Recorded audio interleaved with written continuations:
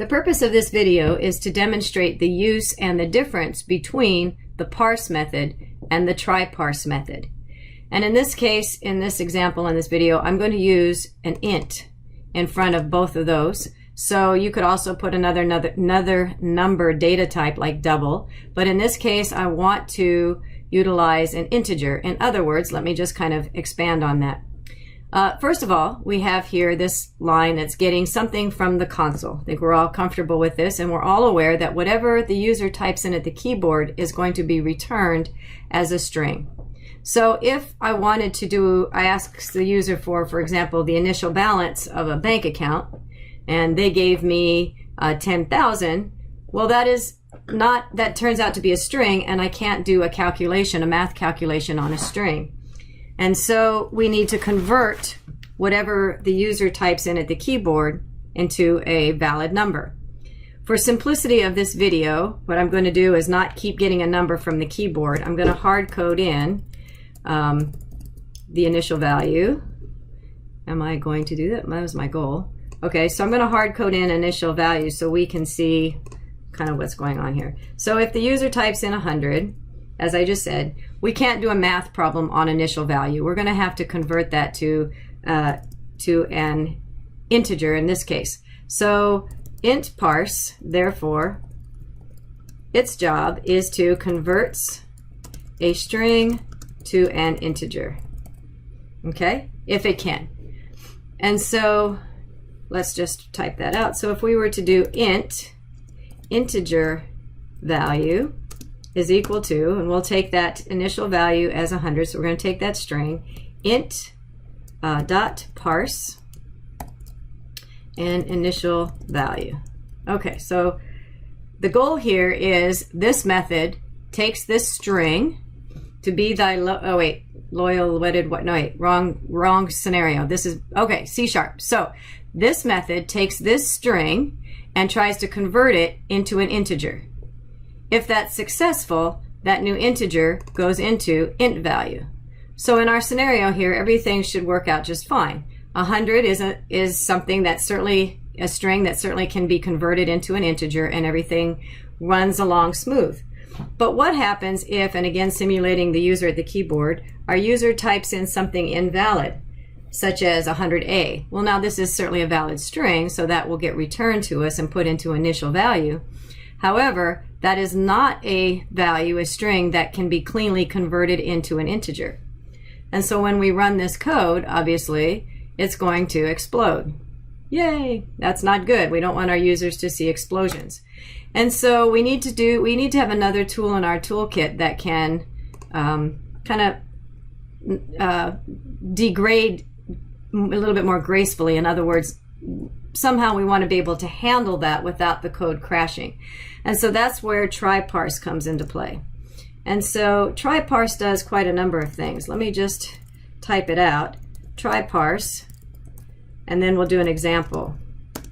Returns true or false. I'll just do 2F, true or false.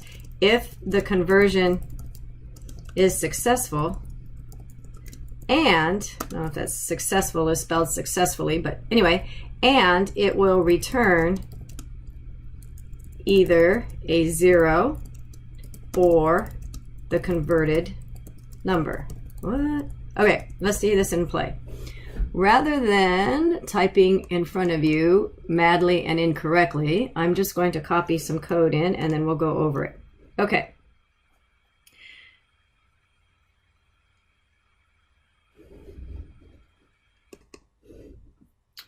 All right, so let's look at this code, which granted has some error at the moment, but I will explain it. And so what we're trying to do here is we want to send, we're going to utilize TryParse this time. And so it does a lot of things. Let's break it down. The first thing that we want to do with our TryParse is, these are arguments that we're going to be sending to the TryParse method. And the first argument is the string that we want to test. And I just have this in here for demonstration. So the string is the string that we want to test to see if we can convert it into the int. In this case, this is the string we want to test. So I'm going to put that string here in this spot. So our first argument that we're going to send is the string that we're going to test. And so what will happen from here is TryParse will look at that, whatever's in that string, which in this case is 100A, and it'll give us either a true in success variable or a false in success variable if this in fact evaluated or didn't evaluate to the integer. So with our 100 and A, TryParse is going to put false into success because that's not a clean conversion. If we put in 100, then this would be a clean conversion and success will therefore get a true. All right, so that kind of makes sense, but let's look at this part. This is kind of a new, we haven't seen the word out before. What out indicates is that we're going to send to, we don't have a value in result yet. We're going to send to TryParse this variable that we want TryParse to send us something back in, but we don't have a value in it yet. So what does that mean? Well, if we look at what's getting returned, so TryParse will, yes, I can convert that, and then the method will return either true or false, or it will return the value that got converted into result, which is why I have int result here. I'll walk through this. I know this is a little confusing, but I'll walk through this and demonstrate it with you. So assumably in this case then, TryParse is going to take initial value, it's going to put true into success, and it's going to put the integer 100 into results. So notice I have a int result here that doesn't have a value yet, which is why I have the keyword out. And then what's going to be returned to me is a value put back into result. So I know that's new, but out simply means that we're going to utilize a variable that hasn't been set yet. But once TryParse is finished, TryParse is going to put a value into that result for us. So we have to make sure we declare it with that data type ahead of time. We'll walk through this. So then let's look at the flip side. Well, let's just run through this. Let's watch it happen. All right, so what I'm going to do is going to try my debugging so I can see all of this happening, so that hopefully it makes more sense. Start debugging. All right, so what we have here, so let's look at our output. So we have initial value is 100 because that's what we got here. Result, therefore, got filled with nothing yet because this hasn't been sent to TryParse yet. We're waiting to send it. And success is currently false because that got initialized to false. Let's just walk through this and see what happens. So when we get back from success, when we get back from TryParse, you can see I said success. When we get back from TryParse, that information was sent. Initial value is still 100, but now result has 100 in it, and success has true in it. Let's walk through that one more time. I'm going to finish that out. So, debug, start debugging. Before this TryParse runs, in other words, this hasn't been evaluated yet. Initial value was 100. Nothing is in result because nothing, we've just initialized it. Nothing is in here, which is why we need the keyword out. Okay, got initialized to 0 behind the scenes for us, but we didn't do that. Nothing's in it. And success got initialized to false. So after I hit continue, or I'm going to hit step into, TryParse is going to try to initialize that value. It's going to try to convert it into an integer. It's going to put that result into result, and it's going to let us know if that conversion was successful. So let me walk through that. So now let's look, and we can see result has changed to 100 because that was valid, and success has now changed to true. So let's look at the alternative to that. Let's walk through and see what happens if we made this a string. Let's do the same thing. Start debugging. Okay, so before we run this line, again, initial value has in the string, which is, and you and I know, incorrect. TryParse cannot convert that into an integer. Result is going to be 0 because nothing has been sent yet, so that got initialized to 0. And success is going to be false. But when we step into this time, here's what's going to happen. That got evaluated, Success remained false because that did not get converted correctly.